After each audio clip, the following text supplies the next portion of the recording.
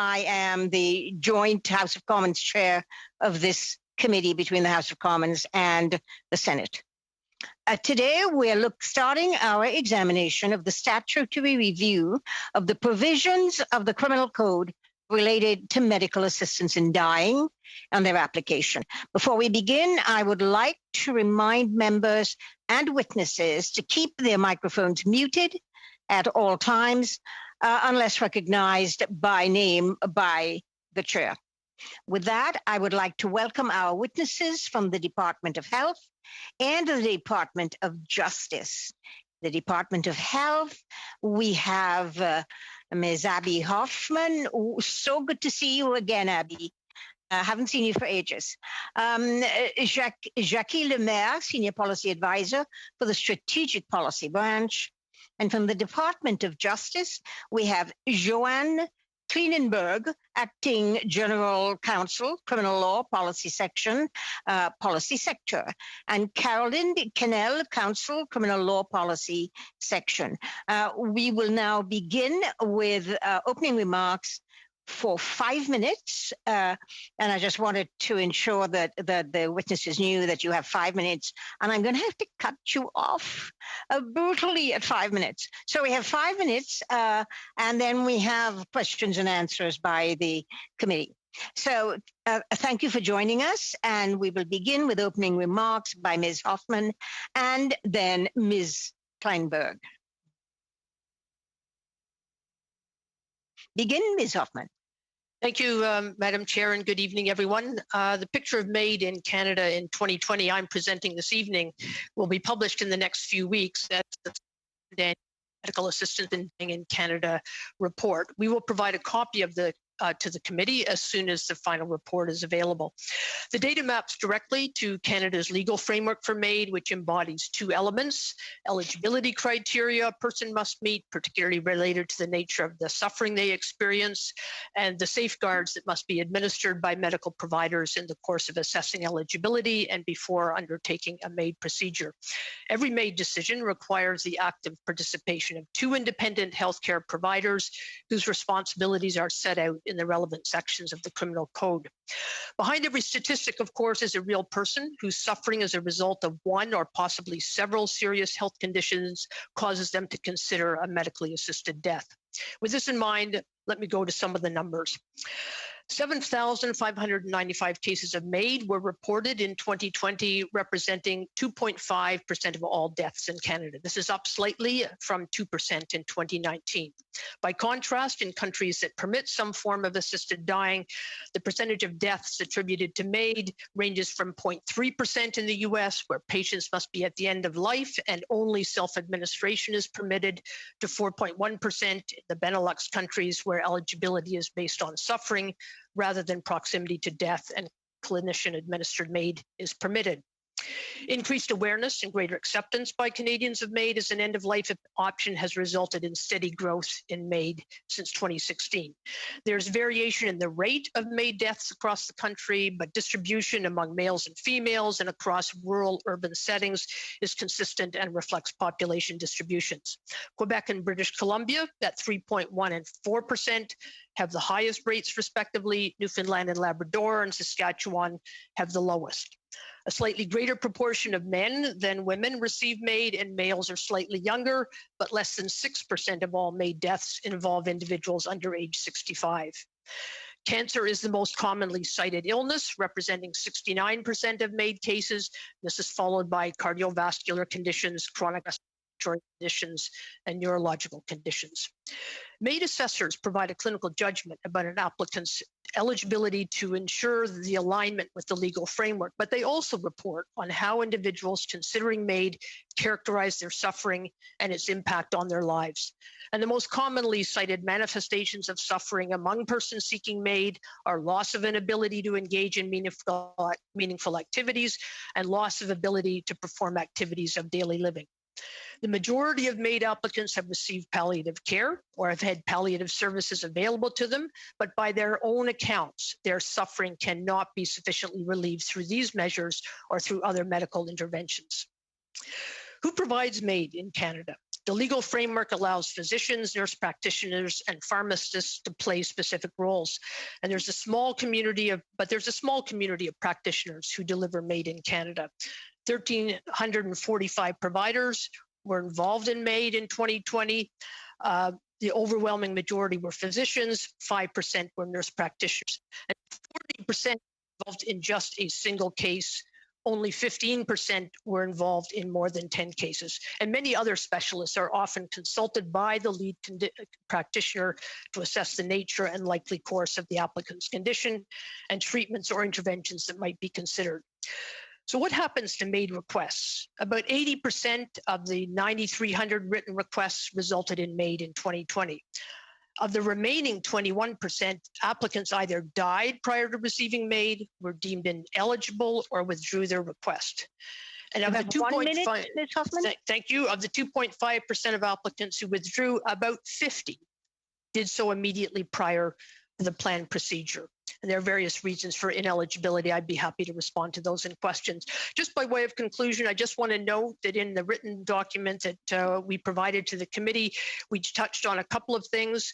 One, the fact that some aspects of the MAID framework have not materialized as expected, notably self-administration of the substance causing death. Secondly, that there has been a very consistent approach taken across Canada. This goes back to the inception of the discussions about MAID, a real effort made by providers and provinces and territories. And finally, with respect to oversight, just noting that this is a shared responsibility. And I will finally say that as a result of the amendments made through Bill C7, there will be significant enhancement to the data we will collect and what we are able to report on in the future. Thank you very much. Happy to respond to any questions. Thank you. Bang on. Very nicely done. Ms. Kleinenberg. Oui. Madame la Présidente, question. Là. Madam Chair, I have a question. A point of order, please. Yes, perhaps we have respected the time, but this is not a great success as far as I'm concerned, given that this was really a racetrack situation. It was hardly understandable in French. It's not the simple fact that one can hear a sentence in English or hear it in French means that we've been able to actually understand what is being said. So that was much too quick. I would much prefer to have witnesses speak a little slower. This was not comprehensible. Thank you. Thank you very much. Ms. Kleinenberg. Thank you, Madam Joint Chair. We will provide a brief overview of the chronology of medical assistance in dying law in Canada and where Canada is now situated in comparison to other jurisdictions that permit MAID. The Supreme Court of Canada's 2015 Carter decision struck down the prohibition on MAID for adults with decision-making capacity who suffer intolerably from a grievous and irremediable medical condition. In response, the federal government introduced former Bill C-14, which was enacted in June 2016, amending the criminal code to exempt practitioners from otherwise applicable criminal offenses. One of the eligibility requirements was that natural death has become reasonably foreseeable, a criterion that required a temporal but flexible connection to a person's death. Canada's initial is therefore an regime similar to the approaches that existed at the time in several U.S. states and to the regimes that have since been adopted in the Australian states of Victoria, Western Australia, and Tasmania, and in New Zealand. In enacting Bill C-14, Parliament also directed the government to commission independent studies of some of the issues this committee is now examining. We encourage the committee to consider the 3 reports of the Council of Canadian Academies on MAID for mental illness for minors and by advance request. Following the 2019 Superior Court of Quebec decision in Truchon and Gladue, Parliament enacted Bill C-7. It repealed the reasonably foreseeable natural death eligibility criterion, but retained the concept as a way to determine which of 2 sets of safeguards applies. Persons whose sole condition is a mental illness are excluded until March 2023. MAID can now be provided to a person who is no longer able to consent at the moment if their death is foreseeable and if, while they had capacity, they were approved for MAID, scheduled the procedure, and agreed with the practitioner to receive MAID on the scheduled day, even if they lost capacity. This is distinct from the more complex issue of advance requests, where a person wants to direct in writing that they should receive MAID at some future point if certain conditions arise which they expect would cause them unbearable suffering. As MAID is now available as a response to intolerable suffering, regardless of proximity to natural death, Canada's MAID regime is now more similar to those of Belgium, the Netherlands, and Luxembourg, and possibly also Spain, which recently enacted a law. In terms of advance requests, we note that relatively few jurisdictions permit this. Belgium and Luxembourg only allow MAID by advance requests for irreversibly unconscious persons. Colombia allows MAID to be provided to a conscious but incapable person who is dying in the short term, and only the Netherlands allows MAID by advance requests for incapable but conscious persons who are not dying in the short term. In addition to ethical and practical complexities around advance requests, as set out in the Council of Canadian Academies report, legislative challenges also arise from the fact that advance requests may be prepared long in advance of when MAID would be provided. Safeguards are required for both the request, like voluntariness and decision-making capacity, and the much later provision of MAID, like who triggers the request and what to do if the person appears happy or refuses the procedure. Mature minors are eligible for MAID in Belgium and the Netherlands, whose laws highlight some of the policy questions in this area, such as whether eligibility should be the same for minors as for adults and whether additional safeguards are desired. With this brief background set out, we will be happy to answer the committee's questions. Thank you very much, Ms. Kleinberg. Now, I think we will begin our round of questions, starting with the members of the House of Commons. And I think the first clerk, the first person from the Conservative Party is? Madam Chair. Marilyn, I believe it's me. Actually, if you follow the routine motion that was passed, it's the Liberals first, and it's with Mr. Arsenault, and then you go to the Conservatives. Yeah, thank you. I was going to say that. Thank you. Okay. Merci, Madame. Merci, Madame la Coprésidente. Thank you, Madam Joint Chair. So, up to me then to get the ball rolling. To begin with, that's a great pleasure. And this is take two. I was on the first committee with my colleague Michael Cooper, who's right now in the parliamentary precinct. My first question is for Ms. Hoffman. With great interest, I've read the statistics, truly interesting, and they tell quite a tale that we have for 2020. But I'd like to hear all statistics from the outset, of course. My first question, though, here in this special joint committee on medical assistance in dying, we have heard from the Canadian Medical Association that some physicians were reticent to providing MAID or practicing MAID for reasons of conscience. And the same Canadian Medical Association also told us that it would not be difficult to provide MAID, even if there are some physicians who, for reasons of conscience, do not want to provide it, given that there are so many physicians across Canada, 87,000, something like that. This was 5 years ago. So what can you tell us about the statistics now? Physicians who, for personal reasons of conscience, are not willing to provide this service. What do we know about that? Mr. Arsenault. I guess I would say that we don't have statistics on the specific number of healthcare providers who might be authorized to play a role in some aspect of MAID, either as an assessor or a consultant or someone who actually administers the procedure. We can tell you about the providers who received requests and actually move forward with them to conduct the assessment and potentially actually administer the procedure.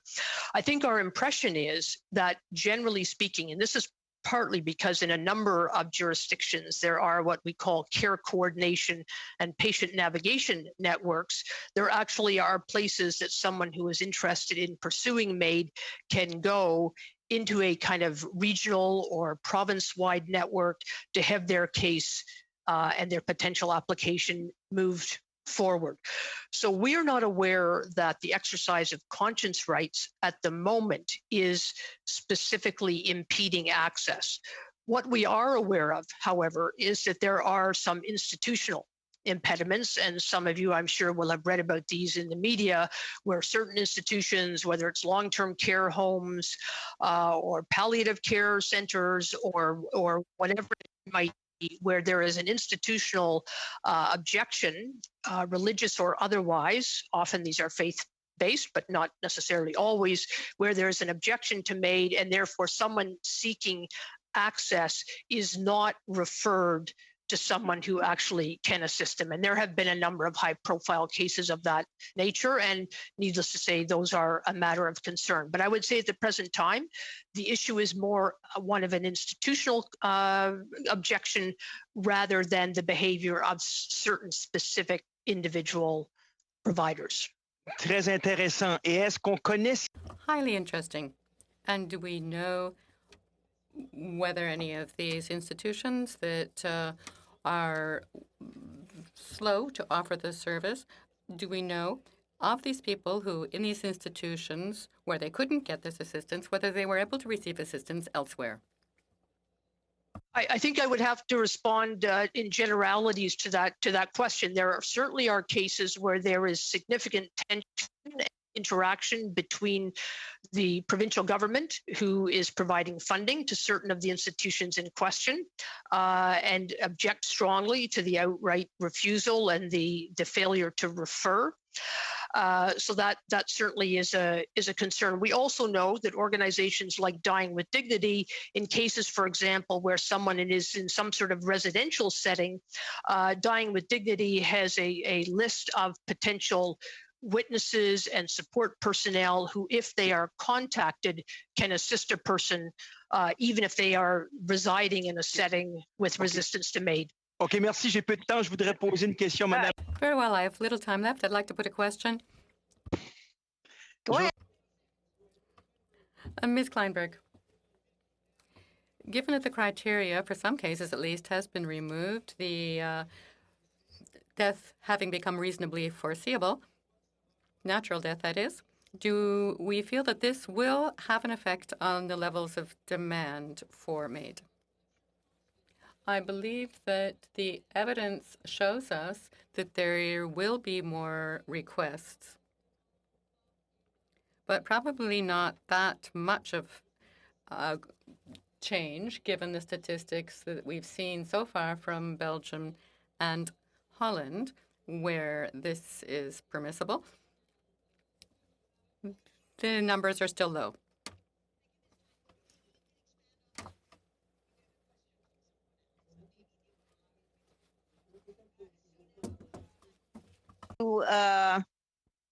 The next questioner, who is a Conservative, Ms. Finley, for 5 minutes. Thank you, Madam Co-Chair. This would be to the, sorry, are we okay? All right. To the Department of Health officials, I guess either Ms. Hoffman or Ms. Lemaire, I certainly thank you all for being here today on rather short notice. And we don't have a lot of time, but I do want to first say this review is long overdue. Bill C-14 called for a statutory review in June of 2020. And in the interim, we have instead had an expanded MAID regime. The state of palliative care was supposed to be examined in the Bill C-14 review. So I'd like to start there. The first annual report on MAID in Canada reported that while many recipients of MAID had received some sort of palliative care, quote, it does not speak to the adequacy of the services offered. This may be an area for future study, end quote. So I think that's what part of what we're doing here. Where are we on reviewing the quality of palliative care MAID recipients were offered or experienced? And do we have any way of knowing if any Canadians have chosen to end their lives through MAID because of a lack of quality palliative care or resources more generally? maybe Ms. Findlay, I'll start, and my colleague Ms. Lemaire may want to jump in here. I think I think we will freely admit that just as we wrote in last year's report, there is only so much information that we are able to gather through these reports that come from providers that basically ask, did a person access palliative care? If they didn't, would they have had access to it if they so wished? And we do know that some of the providers report that for people who had palliative care and chose to proceed with their assisted death in any event, that what the individuals reported was that palliative care was not sufficient for them to get the relief from their suffering or their decline in capability and capacity that they were facing. But to be perfectly candid, I don't think we are in a position to really truly say that we know, qualitatively speaking, what the nature of that palliative care is in each particular case. We are relying on the reports that come from the providers who provide these commentary to us about access to palliative care. So I think the work that this committee will do, frankly, will be very welcome. But we are not aware of cases where someone said, I don't have access to palliative care, or the palliative care realistically could be better, and the consequence of that is that I'm proceeding with my decision to end my life through a MAID procedure. And I think, would you agree with me that there are differences and discrepancies across the provinces and territories in terms of the availability and quality of care? I mean, from the reports you're getting, they can't all be exactly offering the same, either the same amount or in the same areas, or. I think one could go further and to say even within the same community, different institutions, different hospitals may offer different levels of care, palliative care. I mean, we know some institutions have well established and are well known because of their palliative care and end of life services, and others may be better known for other things. So I think I would say it's not even a question of a pan-Canadian variability. It could be within any given jurisdiction or within any given community for that matter. But this is one of the things that we're trying to address through the funding to provinces and territories for an array of home care, palliative care, and end-of-life care services. But we all acknowledge there's a long way to go. Ms. Lemaire, do you have a comment on this? Yes, thank you. I guess the only other thing I would add to what Abby has said is that there has been some initial research done.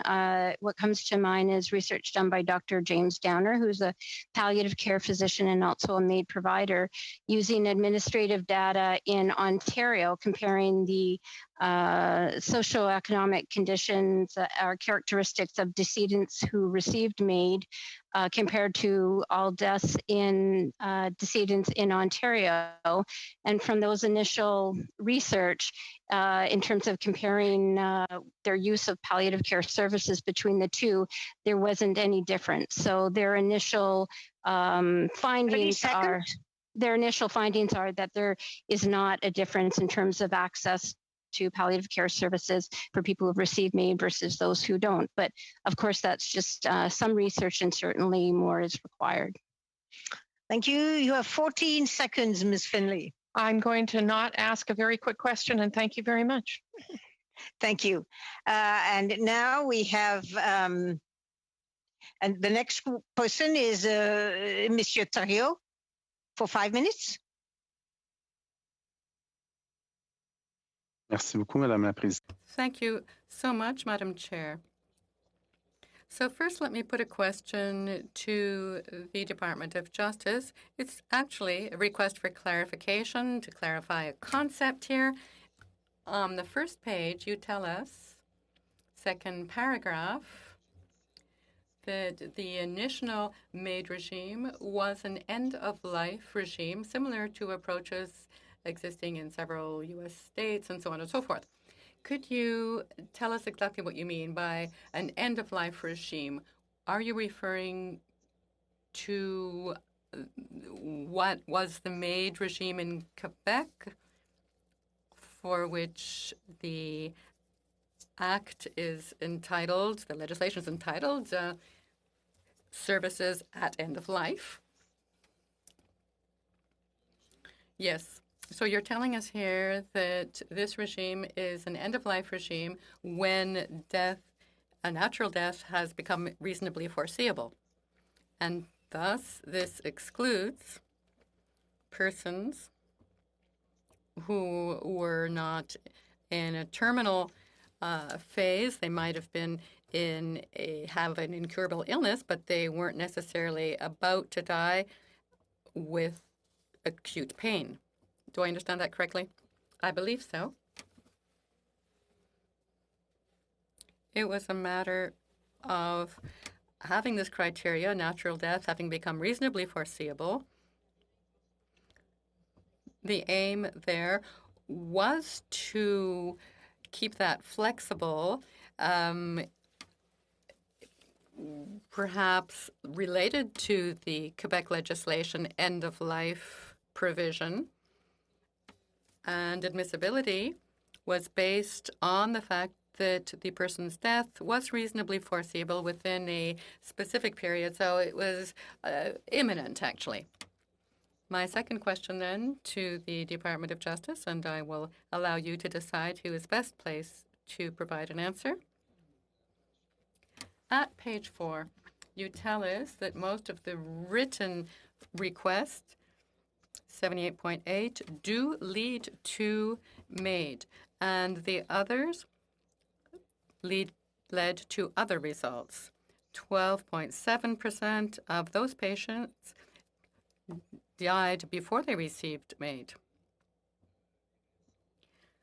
Do we know what the reasons for that are? Is it simply because there was a 10-day delay, 10-day period between the day on which the request for MAID was signed and the day on which the service was provided, that 10-day period, or have we documented the reason?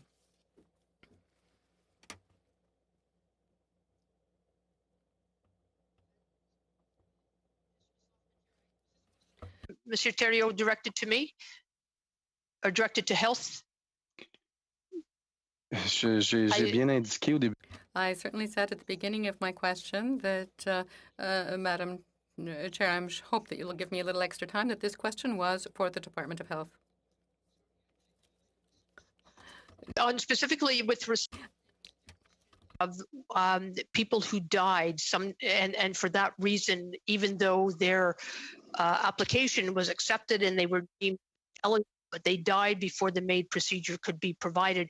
It is the case under the current regime that a significant portion of the people who died before a MAID procedure could be delivered died within 10 days. And in fact, it was one of the reasons why the government recommended the abandonment of the 10-day period of reflection. You have 1 minute left, Mr. Thériault. Pardon? 1 minute. I'm so sorry. So 2.5% withdrew their requests. And why? Is that documented? Do you have any data on that? Yes, no? Do have data on that, and in some cases, a very small proportion of that number of people who withdrew their request actually withdrew at the time of the moments, literally before the MAID procedure was to be provided. About 50 people in that category. Many of the others said, "I've had palliative care, I have had other interventions, and I think I can carry on without proceeding with my MAID procedure." So there's a mix of reasons why individuals who were declared eligible in the end decided not to proceed. Thank you, Ms. Hoffman. Thank you, Mr. Thériault. And I go to Mr. Is he here? It would be me. Oh, sorry, Alice. Sure. I couldn't see you there. Mr. McGregor, for 5 minutes. Yes, thank you so much, and thank you to our witnesses for helping us launch this very important study. I believe maybe my first question would be best suited to the Department of Justice. I was present in the previous Parliament when we were debating Bill C-14, and I know there were some legitimate concerns raised about, the safeguards that we were placing in the legislation. Is there any information about, how those safeguards have acted over the years? Compliance, have there ever been any kind of investigations, or is there just general satisfaction that they've been adequate and they've been followed, et cetera? Anything you can do to inform us on that, please? Thank you, Madam Joint Chair. I think that is probably a question better answered by our colleagues from Health Canada, who will have collected data through the monitoring regime. I'll turn it over to Ms. Hoffman then. Thank you. Thank you, and I'm happy to respond to that question. Just to tell you that when I said at the beginning of my remarks that the monitoring that we do and the monitoring report maps to the legislation, I meant that actually in a very literal manner. So each provider who fills in the information that they are legally obligated to provide, that starts with the very first safeguards, which are things like, is this person eligible for health services in the province or territory where they reside? Are they capable of making decisions about their health? Are they of the right age, et cetera, et cetera? And so there are questions related to each of the eligibility criteria and each of the safeguards. And in every case, the provider must respond and provide the information about all of that. So we do, in fact, have that information, and we do report on it very specifically. And when you have the opportunity, hopefully, to see the report in a couple of weeks, you'll see how that is documented. Thank you. And for those of us who represent ridings with fairly large Indigenous populations, my riding is home to many Coast Salish nations, and including the Nuu-chah-nulth. There has been sort of a general distrust and very warranted over the decades from Indigenous people to healthcare providers. Is there any information that you can provide from Health Canada's perspective on that sort of ownership of the data, any information that would help us with our study as it relates to Indigenous peoples? I think we need to do better in terms of data on Indigenous. I mean, we certainly know that there is a huge range of attitudes and views, some of which are, clearly do not see MAID as a viable kind of form of end-of-life care. But at the same time, we do know that there are MAID providers who are Indigenous, that there are Indigenous people who have accessed MAID, and we know that there are many challenges in doing that. In a big urban center, obviously, you have all kinds of choices around providers, timing, the witnesses that have been required in the past, and so on. Those are very difficult arrangements to make in a remote Indigenous community. But I will just say, I mentioned at the end of my remarks the new kinds of data that we are required to collect and are looking forward to collecting, in fact, for our monitoring reports, and some of that will be with respect specifically to Indigenous communities. But I think the last thing I would say is it's not a monolithic world out there in terms of either attitudes or acceptance. And following, you did make mention of the fact that yes, many Indigenous communities are remote, and certainly other non-Indigenous communities are remote. Can you elaborate a little bit more just on how the provinces are doing in collecting information for people who do live in remote communities and who have a desire to access this service, and how well they're doing in meeting those demands? Well, I'll have to speak, I'm afraid, in generalities here. Yeah. I mean, I mentioned the care coordination and patient navigation networks. Those certainly help. And we do know, though I have to say, for me, I even find these statistics sometimes a bit counterintuitive, but apparently the number of MAID applications and services is actually proportional to the geographic distribution of the population.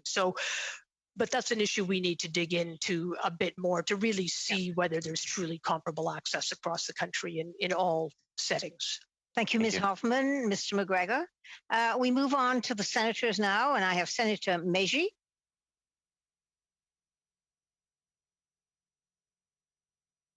Merci, Madame la Présidente. Thank you, Madam Chair. and thank you to our witnesses.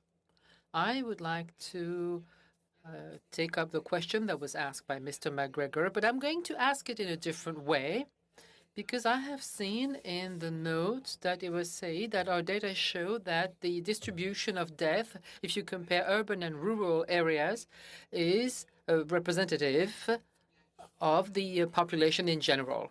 Well, in all the other documents, we had some figures, but here I don't know. How can you explain that, urban or rural, how do they look alike? Because the question with Mr. McGregor, we have heard, for indigenous populations and remote populations. So have you also done a gender-based analysis? Was it one carried out as well? Well, gender-based analysis, but this is at the level of the relative numbers of males and females and the distribution by age. So not surprisingly, for example, we know that there are slightly more males than females who access assisted dying. We know that the males are slightly younger, females slightly older. The older the age cohorts, the larger the numbers in relative terms of females. This is not surprising. This is very similar to the pattern of morbidity and mortality among males and females in that post-65 age group, the individual 5-year cohorts, which is where the bulk of MAID requests occur. Vous permettez? Please. Well, I just wanted to know that in your study concerning the gender-based analysis, you could have also done this for groups of people like indigenous and non-indigenous people who live in remote regions. When I was asking you the question, I was thinking about those groups. If you had thought about doing some studies for these particular groups. Yes, no? Find it in the report. This is work we need to do, and we need to get at it through other ways than simply asking providers for one-off information about individual cases. We need a sort of parallel line of research activity to really understand better which groups of people are accessing MAID, which ones aren't, and why they are or why they are not, and what the rest of their social circumstances are. Bill C-7, its provisions on data collection will authorize us to collect a whole lot of new information that we have not been collecting in the past, but we still need parallel studies using linked data with Statistics Canada information and so on. So this is a big field that is ahead of us. I cannot tell you that we have done that work yet. Merci. Je passe à un autre chapitre. Thank you. Madam Chair, do I have a bit of time? Okay, unfortunately. So just one small question.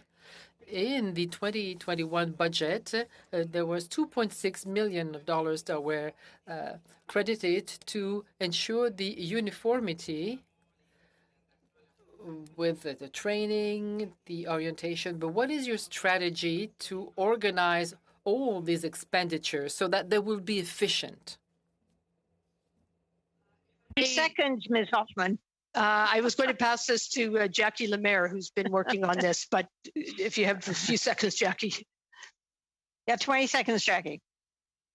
Okay, so what we're doing is using the terminology in the budget to look at ways that we can work with the provinces and territories and their regulatory bodies to develop guidance that will help the uniform application of the new legislation, as well as look at increased sensitivity and culturally safe application of the new legislation by those practitioners. Thank you, and I go to Senator Couture. For 3 minutes, Senator. Thank you very much. Just before I start the question, would it be possible for Ms. Lemaire to provide us with the reference that the study that she referenced in her earlier testimony? To the Health Canada representatives, one very specific question, then a larger question. So let me start with the larger, and I'll say them together. Robust, high quality, mixed methods data collection and analysis really necessary. How do you think that the current MAID data set can be improved to allow for more nuanced understanding of MAID practice across Canada? And is the Canadian MAID data set open and accessible to bona fide independent researchers? And then the more specific question, thank you very much for your answer on that small percentage of people who withdrew their MAID requests for their characteristics.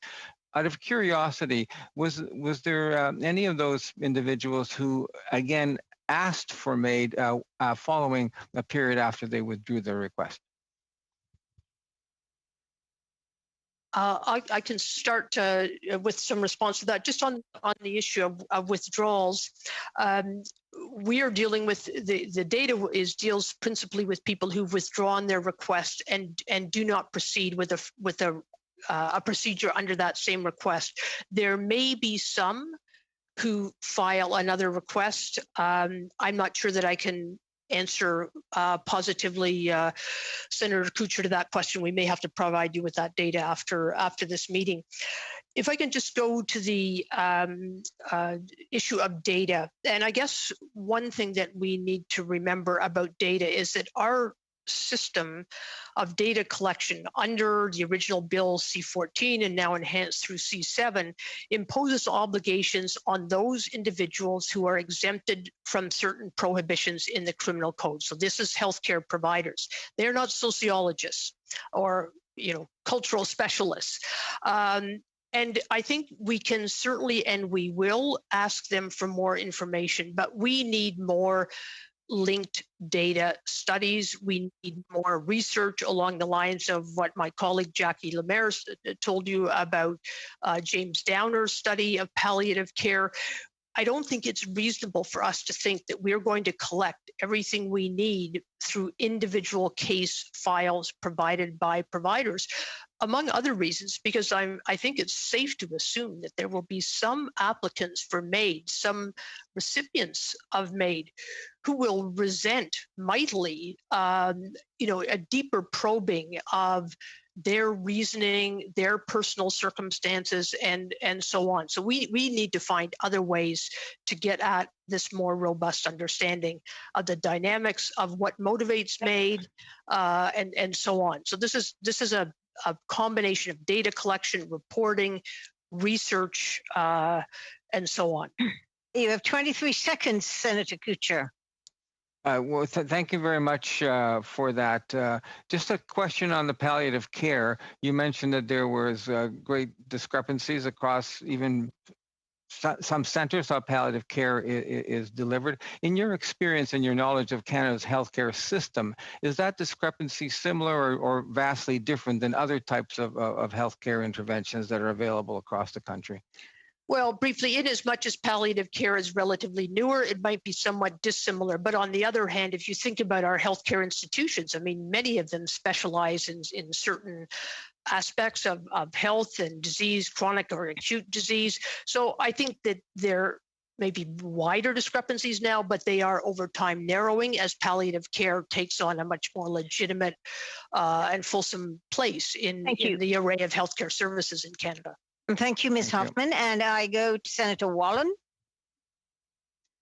Thank you very much. And to our legal expert from Justice Department, I just want to read back what you presented to us. You said, MAID can now be provided to a person who is no longer able to consent at that moment if their death is foreseeable, and if, while they had capacity, they were approved for MAID, scheduled the procedure, and agreed with the practitioner to receive MAID on the scheduled day, even if they had lost capacity. You go on to say this is distinct from the more complex issue of advance requests, where a person wants to direct in writing that they should receive MAID at some future point if certain conditions arise, which they expect would cause them unbearable suffering. I'd like to know why the latter is always seen as so much more complicated than the former. Thank you very much, Madam Joint Chair. It's a bit of a complicated question, but and there are several dimensions to it. So one of the things I could recommend to you would be the report of the Council of Canadian Academies, which talks about the three uncertainties, right? So one of the uncertainties relates to the clarity with which the person expressed their desires for MAID to be provided in the future if certain conditions arise. In the case of what's permitted under Bill C-7, the conditions are already there. The conditions that render the person eligible under the current law, they are already unbearably suffering, and they have already made the request with a view to having it shortly. But in the case of advance requests, it is their belief that circumstances that might arise in the future would cause them to be suffering unbearably that leads to their desire to create the advance request. And so one of the things that research tells us is that people sometimes poorly estimate their ability to deal with situations before they have arisen. So one of the complexities is that when the future circumstance arises 1 or 2 years down the road, the person might actually cope with it better.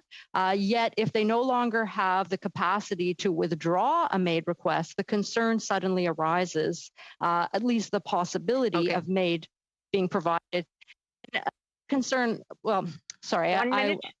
Yes, I just want to, I mean, as some of you will know, my issue is specifically relates to those with dementia or different forms of dementia and Alzheimer's.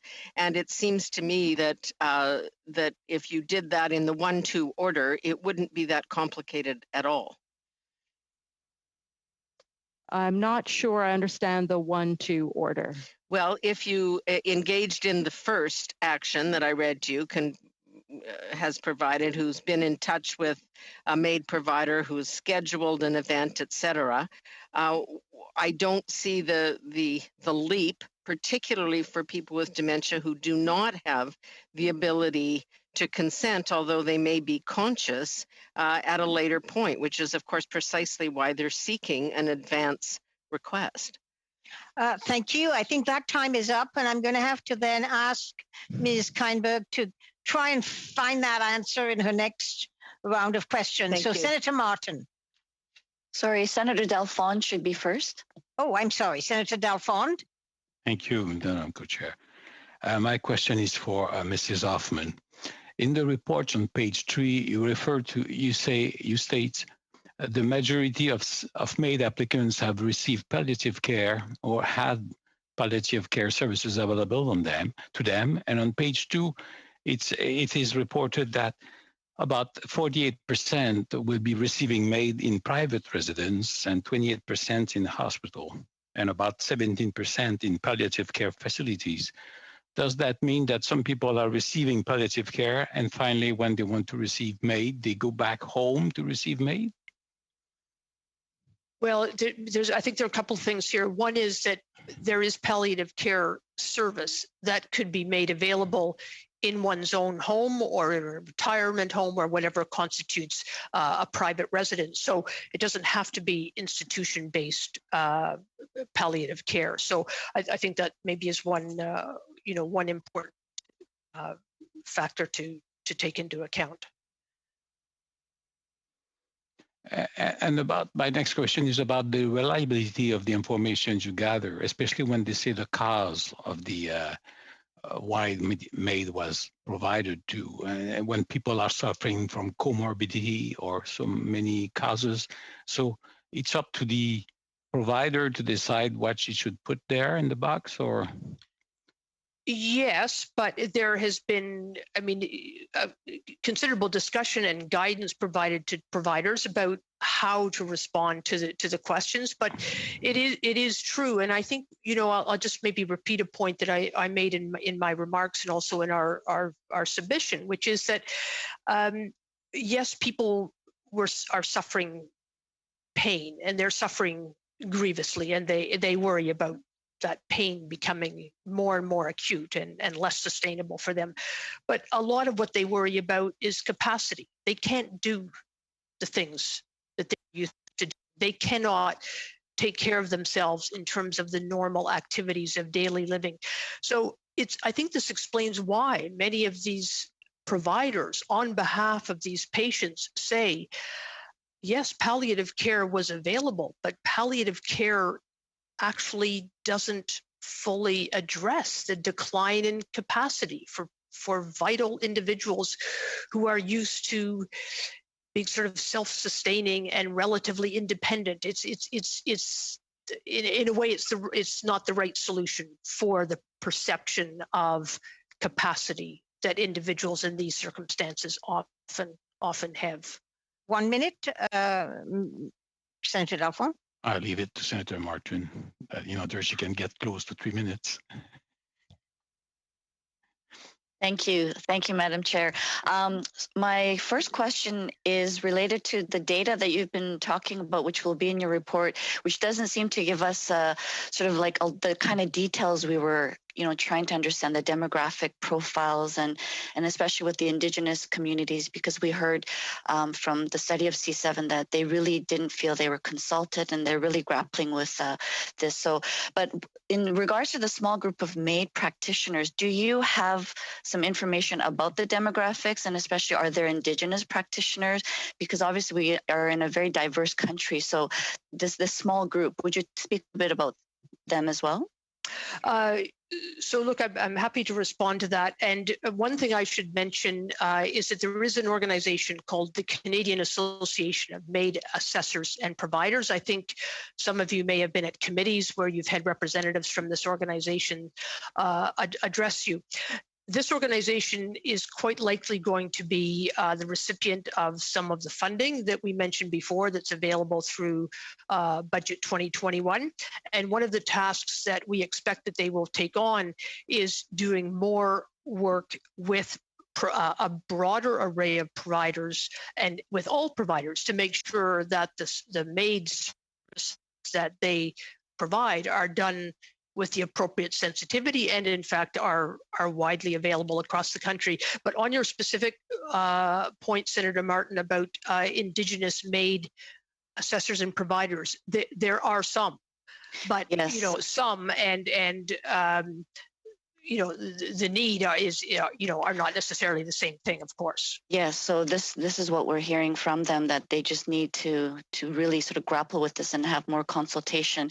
Having said that, in terms of, the stop mechanisms in the system, I've asked this question to many different witnesses, and no one seems to be able to confirm that if along the way, once something is triggered, that there is every opportunity for people to withdraw. But would you speak about the specific stop mechanisms that are in place? Sure. You have 1 minute. Well, look, I mean, the ultimate stop mechanism is that at the time of a procedure, the person must give final consent.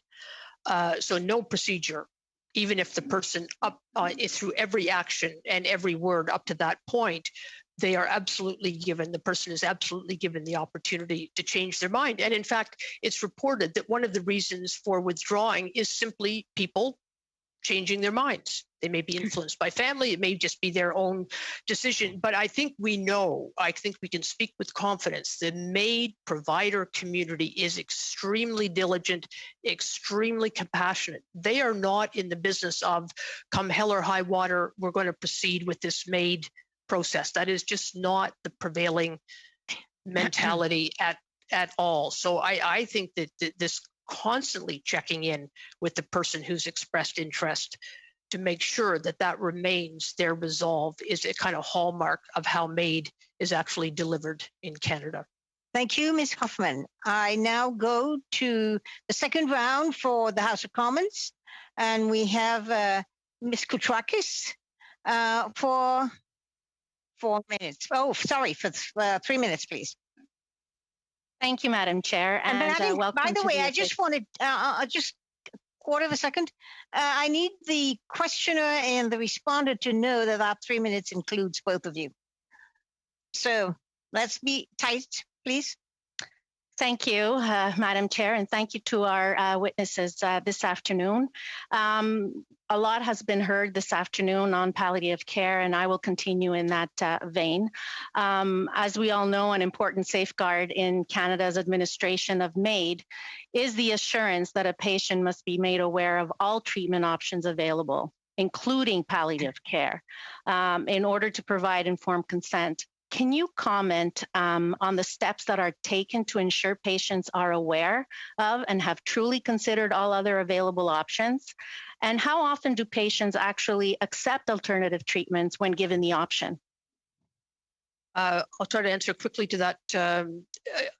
I don't think we can answer your last question. We don't have definitive data on that. What we can tell you is that every provider involved with a patient seeking MAID must ask and must advise a patient about the treatments and services and including palliative care, and they report on that. In each case file where they respond, they indicate what they have offered to the patient. Now, is there someone sitting on either the MAID applicant or the provider's shoulder, kind of directly overseeing what it is they have said to the individual and how the individual has responded? No, there isn't. I mean, we are relying on the provider's account of those conversations. But as I said in response to a previous question, these providers are interested first and foremost in the well-being of these individuals who come to them. So then yeah, sorry to interrupt. It's just my time is limited. So then the flip side of that is, can you provide some clarity on the measures that are currently in place to ensure that a request for MAID has been made freely and without undue influence? And what steps are taken then when a practitioner determines influence has occurred? 1 minute. Well, it's the provider's testimony, but the provider, if the provider has reason to believe that the patient, the applicant is being coerced in any way, then that provider should not be proceeding further, because that is one of the initial sort of, I would almost call them screening eligibility criteria, that their request is voluntary. So, I think as in everything else in healthcare, we have to rely on providers who are subject to their regulatory professional bodies behaving in a way that their own bodies and the law requires. Thank you very much. And we go to the Conservative for the first their round, and it's 3 minutes, please. Thank you, Madam Co-Chair. I will direct my questions to the Department of Health officials. And the question that I have relates to the federal monitoring regulations within the context of sharing monitoring data with law enforcement in instances where the criminal code safeguards are not followed. And more specifically, it's my understanding that right now there are two streams of monitoring data that in about half of the provinces and territories, MAID practitioners are expected to report to the federal government through a designated provincial or territorial body in which those governments would have access to such data. But in the other half of the provinces and territories, MAID practitioners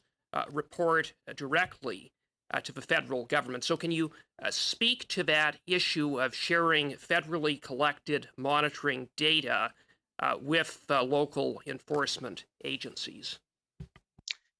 Sure, and I'll keep this fairly brief. I mean, first of all, I'll say that it is not the federal government that is in the business of enforcing the criminal code. This does fall to provinces, and it falls to a combination of public authorities and the self-regulating professions.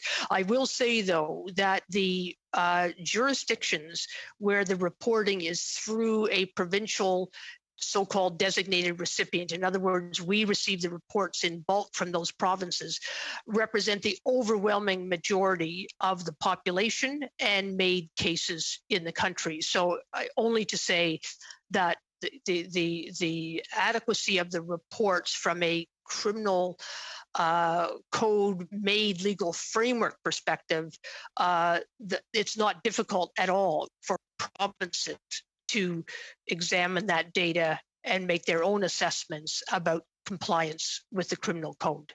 1 minute. And how can Canadians be confident that the criteria and safeguards are respected in each province and territory on a consistent basis? Well, again, I guess I would say that when we report, and I mentioned this before, we're reporting on what the providers are saying about each and every eligibility criteria and each and every safeguard that's spelled out in the legal framework. If you're asking, do we have monitors out there, or do provinces, for that matter, have on-the-ground monitors who are validating that data? The answer to that question is no, but this is very similar to how things work in the healthcare system generally. People who feel aggrieved or wrong can complain. There are medical oversight bodies in Ontario, the coroner's office. Thank you, Ms. Hoffman. Investigates and so on. I'm sorry, we're running very tightly here with time, and so Mr. Theriault, for 2 minutes, please. Question and answer. Oui, Yes. Earlier, when it came to figures, we heard that 6% of requests were found not eligible. We know that MAID requests and the practitioners, the providers, must justify the practice. Could they be investigated when it comes to some of their practices with regard to MAID?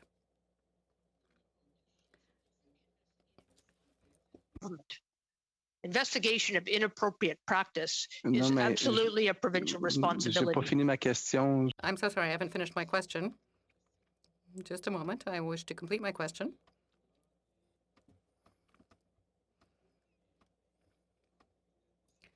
So when it comes to requests found not eligible, are those requests looked into as well? In the information that you've gathered, do you have any data to the effect that there is any investigation of requests that are found not eligible? Presumably, a person who's refused could pursue some further reconsideration of their case. You have 41 seconds, Mr. Theriault. It's not a lot, but one quick question, one quick answer. Oui. Yes, thank you. You said that palliative care, 82.8% of people had access to these palliative care services in a unit, in an organ, in a center, in a home. It seems quite vague, or at least quite broad. Someone who's receiving pain medication who is in a hospital corridor, does that count as palliative care? To answer that question. What's counted is what providers consider to be palliative care. I think they know what that is.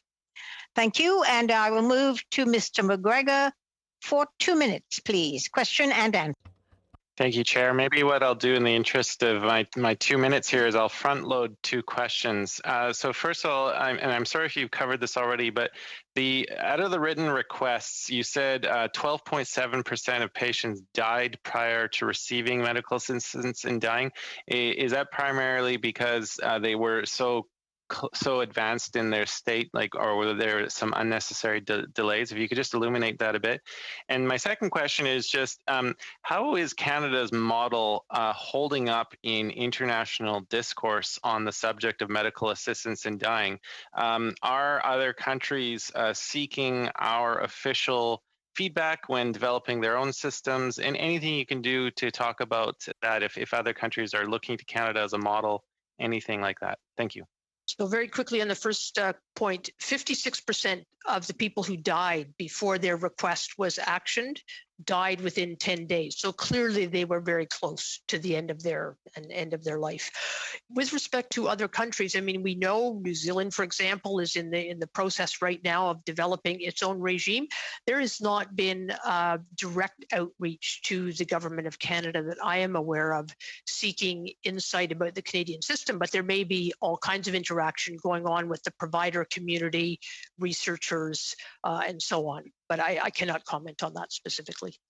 Thank you very much. Leave it there, Chair. That fit nicely. And I want to thank our witnesses for coming and answering some fairly complex questions. And I would entertain a motion to adjourn the meeting. Monsieur Arsenault, yes. And so again, I want to thank everyone, and we will see you again next week, same time, same place. Thank you very much. Thanks, everyone. Merci tous les témoins. Thank you.